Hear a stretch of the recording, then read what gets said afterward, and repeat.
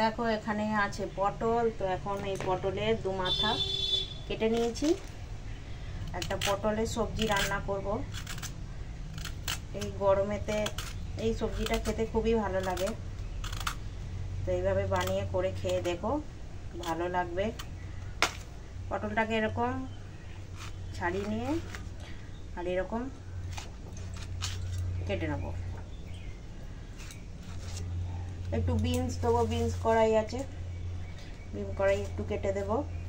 তো দেখতে থাকো কীভাবে রান্নাটা, আশা করি ভালো লাগবে। এরকম গরমের সবজি দিয়ে এটা নিরামিষ রান্না, এটা ভাত রুটি সব কিছুর সঙ্গেই তোমরা করে খেয়ে দেখো, ভালো লাগবে। পটলগুলোকে এরকম ছাড়িয়ে আজকে এরকম ভাবে রান্না করব, তো দেখতে থাকো। গাজরটাই তো কাদায় ভর্তি। এই তো ঝিঙে দিয়ে, গাজর দিয়ে, বিনস দিয়ে ঝোল করবো।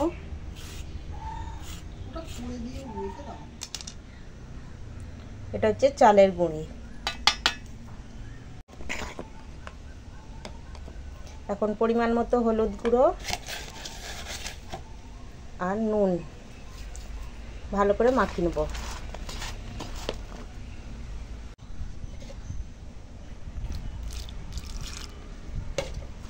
এখন পটলটাকে ভালো করে মাখিয়ে নেব, তো দেখতে থাকো। নিরামিষ এই রেসিপিটা খুব ভালো হয় খেতে, তো পটলের এই রেসিপিটা অবশ্যই একবার বানিয়ে খাও এইভাবে। আমার ভিডিওটা আগে দেখো।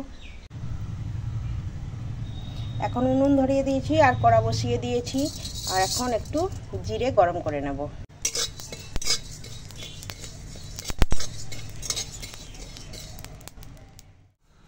এখন একটু জিরে বেটে নেব।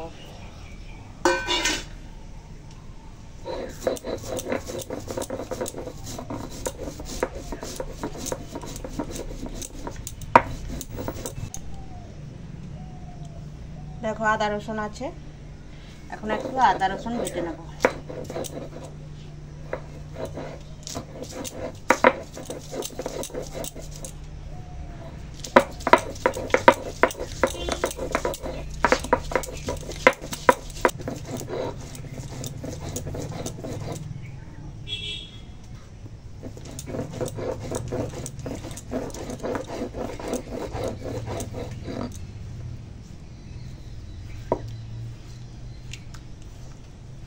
আদা রসুন বাটা হয়ে গেছে।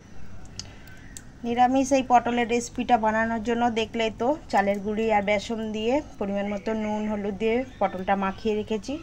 এখানে আছে পেঁয়াজ কুচি, এখানে আছে টুকরো করা গাজর আর টুকরো করা বিনস কড়াই, আর এখানে আছে জিরে গুঁড়ো আর এটা আদা রসুন বাটা।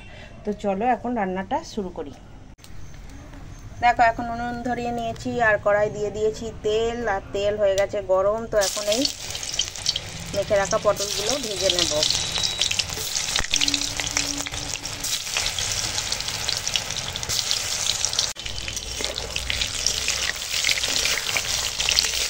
এই পটলের বড়াগুলো মাছের মতো উল্টে পাল্টে দুটি ভালো করে ভেজে নেব।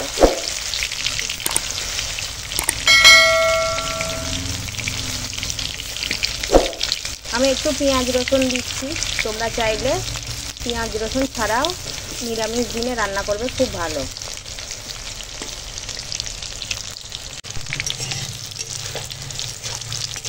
পটলের বড়াগুলো ভাজা হয়ে গেছে, তো এবার তুলে নেব।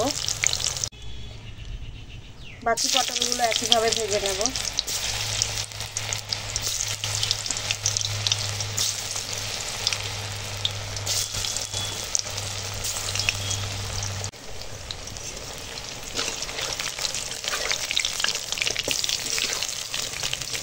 এগুলো একটু বেসনগুলোকে বড়ির মতো করে ভেজে নিচ্ছি, মানে ফুরুলি টাইপের খেতে লাগবে, ভালো লাগে খেতে।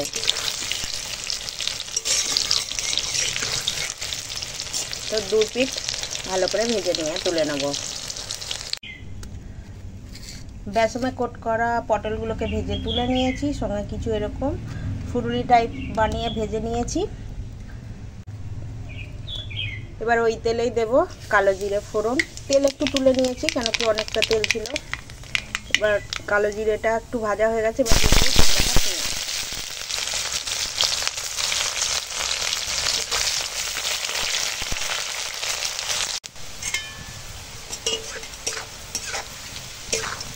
দেখো পেঁয়াজটা ভাজা হয়ে গেছে। এবার এই কেটে রাখা গাজর আর গুঁড়ো কড়াই দিয়ে দিলাম।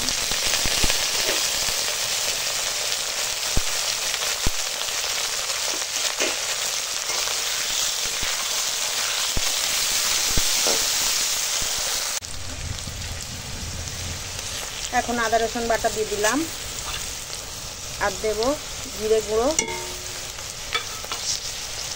পরিমাণ মতো লঙ্কার গুঁড়ো, পরিমাণ মতো হলুদের গুঁড়ো, আর দেব স্বাদ মতো নুন। পটলটা কি বলে বেসনে কোট করার সময় নুন দিয়েছিলাম, তাই নুনটা এখানে একটু কম দিলাম। তো পরে দেখে দেওয়া যাবে যদি কম হয়। এখন মশলার সঙ্গে আনাজটা কষিয়ে নেব।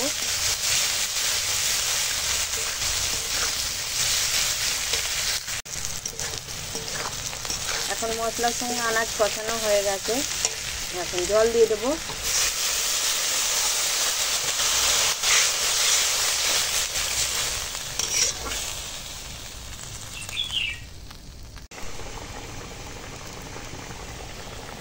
তো দেখো এখন ঝোল ফুটছে, আর এই পটল বড়া দিয়ে দিলাম।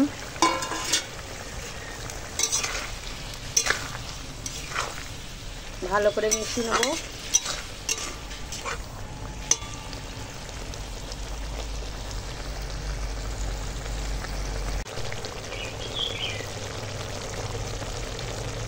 দেখো নিরামিষ পটল বড়া বেশ ঝোল টেনে নিয়েছে। এবার উপর থেকে এই গরম মশলার গুঁড়ো ছড়িয়ে দিলাম, ভালো করে মিশিয়ে নেব। এটা গরম ভাতে, রুটিতে, সব কিছুর সঙ্গেই খুব ভালো লাগে খেতে। তো অবশ্যই এই গ্রীষ্মের সবজি দিয়ে পটল বড়ার রেসিপি বানিয়ে খাও। 1 চামচ বেসন দিয়ে একবার রান্না করে দেখো না, খুব ভালো লাগবে খেতে। তো চলো রান্নাটা হয়ে গেছে, এবার নামিয়ে ফেলি।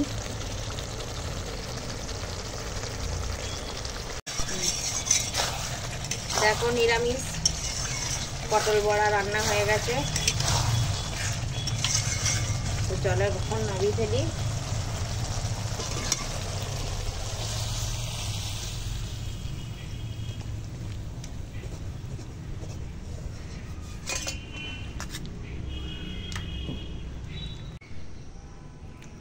পটল বড়ার রেসিপি হয়ে গেছে রান্না, এবার খেতে বসে পড়েছি। তো চলো এখন খেয়ে দেখবার পালা।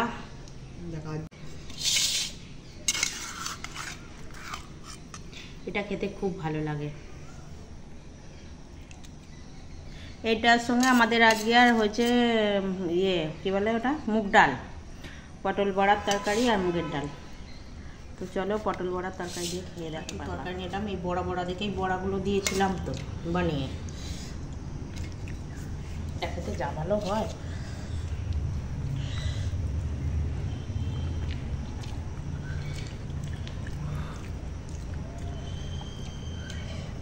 এই পটল বড়ার তরকারিটা অবশ্যই বানিয়ে খাবে, এটা খুব ভালো হয় খেতে।